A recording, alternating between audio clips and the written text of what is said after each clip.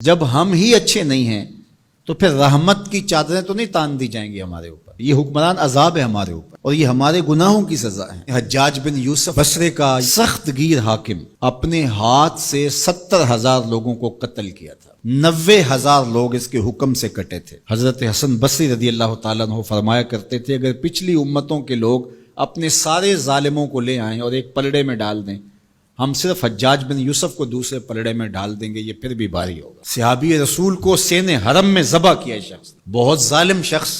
تو کسی نے جرت کی، جرت کرنے والے ہر دور میں ہوتے ہیں، اور کہا کہ تو نے حضرت عمر کا زمانہ دیکھا ہوا ہے، اگر تو بچہ تھا اس وقت، ان جیسا انداز حکمرانی کیوں اختیار نہیں کرتا، اتنا بڑا ظالم کیوں ہو گیا تو حجاج بن یوسف نے جو جواب دیا وہ 2 لفظوں میں تھا. اس نے کہا تبازروا اتعمر لکم، تم ابو ذر بن جاؤ میں عمر بن جاتا ہوں.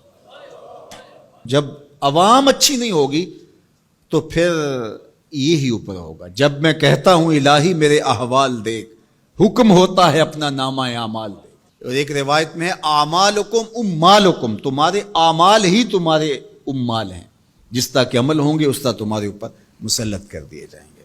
بندہ سمجھتا ہے کہ یہ آ جائے گا تو شاید یہ اچھا ہوگا، یہ آئے گا تو شاید یہ اچھا ہوگا. ایسے کافی دیر پہلے ایک حکومت گئی، پھر اس کی بعد دوسری آئی، تو وہ کوئی صحافی تھے تو مجھے کہنے لگے کہ آپ کیا اس پر کہتے ہیں؟ تو میں نے کہا کہ ہم نے پھولوں کی آرزو کی تھی، آنکھوں میں موتیا اتر آیا. تو یہی ہوتا ہے، جب تک ہم خود اپنے آپ کو صحیح نہیں کرنا چاہیں گے اتنی دیر تک کچھ بھی نہیں ہوگا. اور دوسری طرف یہ جو نظام ہے اس وقت ہمارے اوپر مسلط، ہم با دل نخواستہ قبول کیے ہوئے ہیں، اور یہ مشق تھی کہ چلو اس کے ذریعے سے کوئی بہتری کا راستہ نکلے، لیکن 70 سال سے وہ کولو کے بیل کی طرح وہی مشق ہو رہی ہے.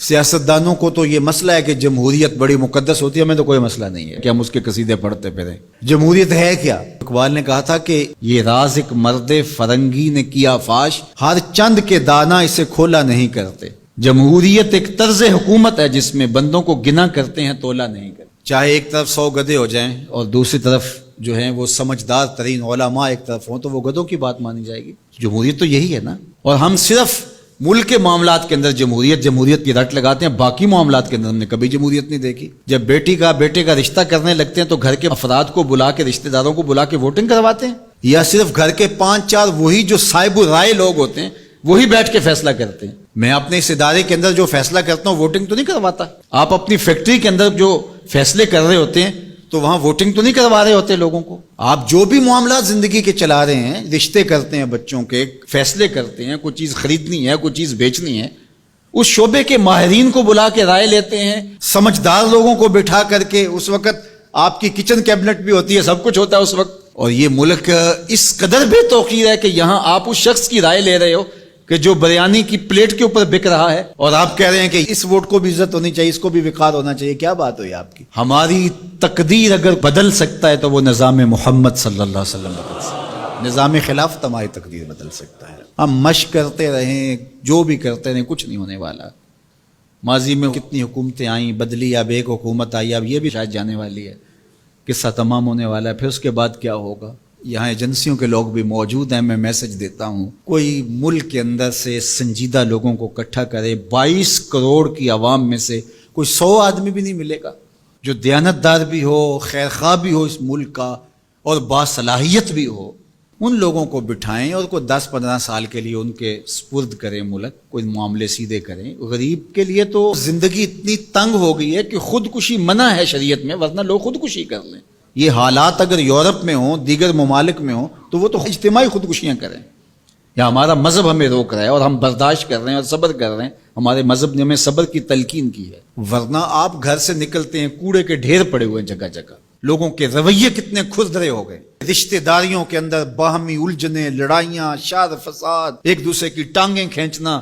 گلیوں بازاروں سے لے کر کے آپ اوپر کی سطح تک چلے جائیں، یہ معاشرہ نہیں رہا.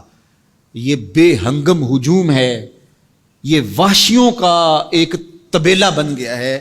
انسانیت نام کی چیزیں تقریباً رخصت ہو چکی ہیں.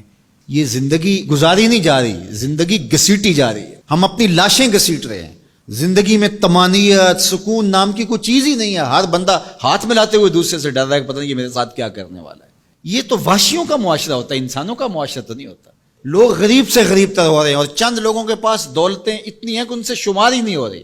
اور نفس کی کمینگی بھی ختم نہیں ہو رہی. کھا گئے لوگوں کو لوٹ کے, لوگوں کا خون چوس گئے. وہ کبھی آپ نے کوا دیکھا ہے جو بچے کے ہاتھ سے بھی روٹی چھین لیتا ہے؟